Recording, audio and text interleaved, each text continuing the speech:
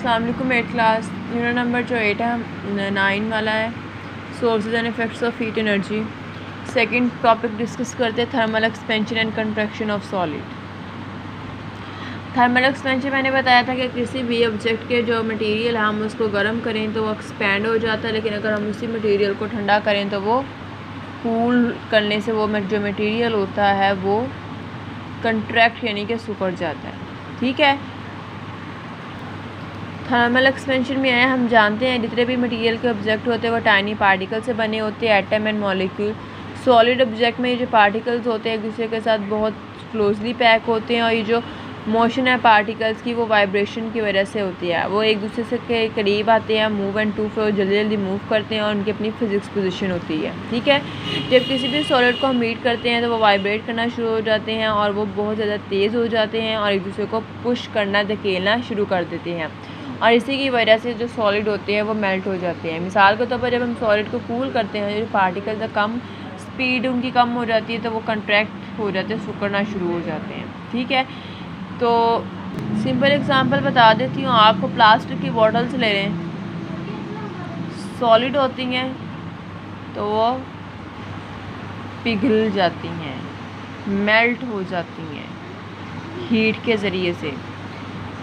अच्छा, नेक्स्ट ये एक्टिविटी आपकी है। ठीक है, the degree of expansion and contraction solid के अंदर वो सब्सटेंस की नेचर पर डिपेंड करती है। कुछ सॉलिड होते हैं वो एक्सपैंड होते हैं और बहुत तेज़ी से कंट्रैक्ट सिकुड़ जाते हैं, लेकिन कम सिकुड़ते हैं। We may notice that their expansion और कंट्रैक्शन ऑन हीटिंग और कूलिंग है। ठीक है, यहाँ तो हम हीट करेंगे तो एक्सपैंड होंगे और कूल करेंगे तो वो एक्सपैंड नहीं होंगे, कंट्रैक्ट होंगे। डिफरेंट मेटल जो होती है वो एक्सपैंड और कंट्रैक्ट करती है डिफरेंट रेट पर। मिसाल के तौर पर अगर हमें 1 मीटर लॉन्ग ब्रास की रोड ले, ब्रास एक मेटल धात है और 1 मिलीमीटर, ठीक है, 1 मीटर लॉन्ग ब्रास रॉड है, उसका लेंथ 1 मिलीमीटर इंक्रीज़ होगी जब अगर हम टेम्परेचर 100 डिग्री सेल्सियस रखेंगे।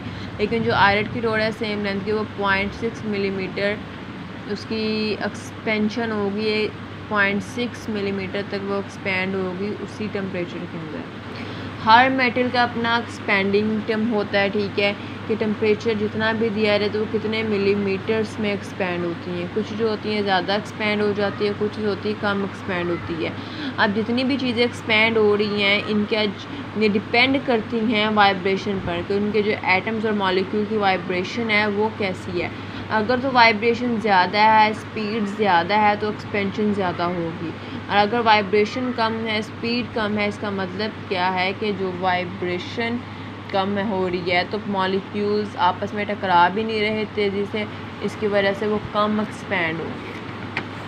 ठीक है, ये आपको बताई गई है एग्जांपल है कि अगर हम मेटल्स को हमने हीट किया है तो ये देख लें, ये जो लाइंस दिखाई जा रही हैं शो कर रही हैं कि ये आपस में टकरा रहे हैं हीट ज़्यादा होने की वजह से, और ये जो मॉलिक्यूल्स को हम कूल कर रहे हैं तो देख लें बहुत कम वाइब्रेशन हो रही है। ठीक है, तो वाइब्रेशन मेजर इफ़ेक्ट है जो कि एक्सपेंशन और कंट्रैक्शन पर अमल करता है।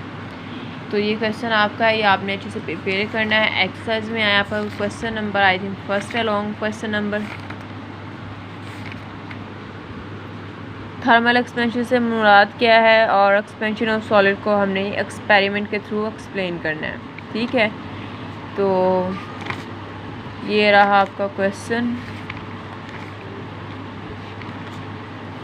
का आंसर यही है। थर्मल एक्सपेंशन की डेफिनेशन करनी है आपने, और ये आपने पूरा पैराग्राफ लिखना है, इसके साथ आपने ये पैराग्राफ ऐड कर लेना, ये आपको एग्जांपल हो गई है। ठीक है, एक्टिविटी को एक्सप्लेन करने की ज़रूरत नहीं, एक्टिविटी प्रैक्टिकल वर्क में आती है। तो उन्होंने जस्ट आपसे एग्जांपल पूछे तो एग्जांपल आप ये बता देंगे कि हमने 1 मीटर जो लॉन्ग रॉड थी वो ब्रास की ली थी और दूसरी हमने आयरन की ली थी। आयरन की कम मिलीमीटर में इजाफा हुआ है, जबकि जो ब्रास थी वो 1 मिलीमीटर तक उसकी लेंथ जो थी एक्सपेंड हो गई थी हीट करने की वजह से। तो ये आपने क्वेश्चन नंबर फर्स्ट अच्छे से प्रिपेयर करना और ये इम्पोर्टेंट भी है। अल्लाह हाफिज़।